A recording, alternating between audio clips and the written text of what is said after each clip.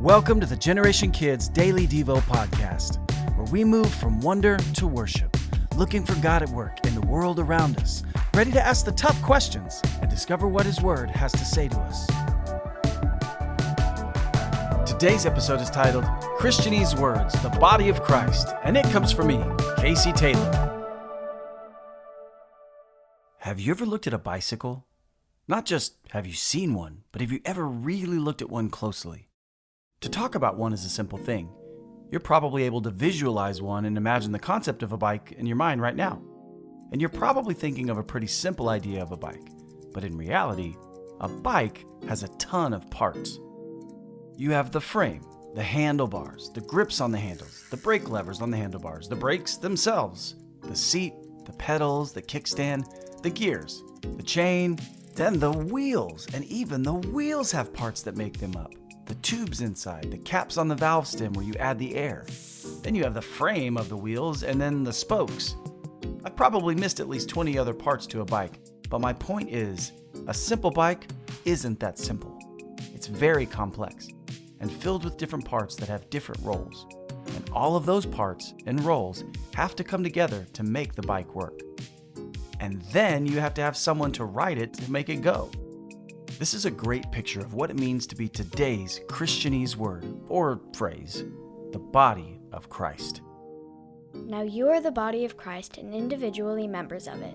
1 Corinthians 12, verse 27.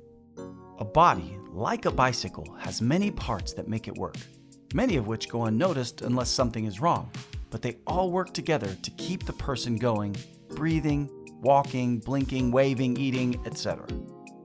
When you hear people talking about the body of Christ, what they're talking about is the church. Like a big body of water is made up of many different smaller droplets, so is the body of Christ made up of many smaller parts, all of us Christians. When you put us all together, we become the body of Christ, which the Bible tells us He is the head of. A double entendre is a term which means that there is a double meaning to something that's being said. And Christ being called the head of the church is a great example of a double entendre, because He both represents the head, like the top of a person, where the brain is, where they eat and breathe and speak from, but also He's the head, meaning the leader of the church. Jesus is both the brains of this operation and the leader of it, the head and the head. We, however, are the body, made up of many different parts that might all look odd on their own, but when you see us all working together with our own unique gifts, personalities, cultures, and expressions, we are a force. We are Jesus's congregation, the many parts that make up the whole, but also the parts through which Jesus brings life to the world, through the body of Christ. The message of the gospel is shared and spread. Like how the many different parts make up a singular bike and a rider sets it in motion, we are animated by the Spirit to move as one, to do the work of glorifying Jesus by how we live and how we share the gospel and unify together. We aren't just Christians, we are parts of the body, and not just anybody or anybody's body. We are the body of Christ. Now it's time for Today's Big Question!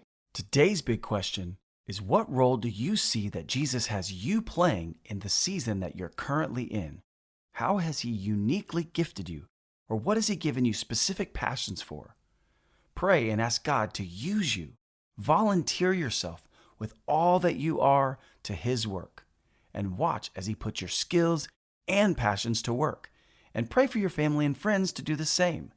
A body needs all of its parts to not look funky, like a spoke with no wheel or a pedal with no gears. We all need each other, even if we look and act differently.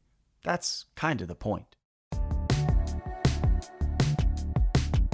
Thanks for listening to the Generation Kids Daily Devo podcast.